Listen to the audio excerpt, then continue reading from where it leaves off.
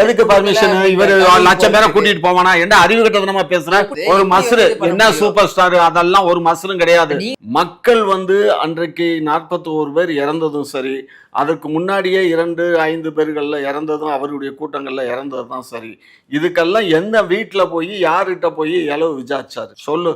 ஒரு சாதாரண ஒரு மனுஷனா இருந்தா பர்மிஷன் கொடுக்கலன்னு தான் சொல்றாரு. எவன் பர்மிஷன் கொடுக்கல? கவர்மெண்ட் சைடுல இருந்து எதுக்கு பர்மிஷன்? இவர் லட்சம் பேரை கூட்டிட்டு போவானா? என்ன அறிவு கட்டதனமா பேசுற?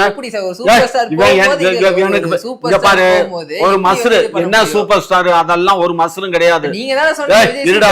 இது அன்னைக்கு மதுரைக்கு போனோம்டா, திருப்பவனத்துக்கு. அன்னைக்கெல்லாம் என்னடா நடந்துச்சு? ஏன்னா அங்க பெரிய பிரளயம் நடந்துச்சா?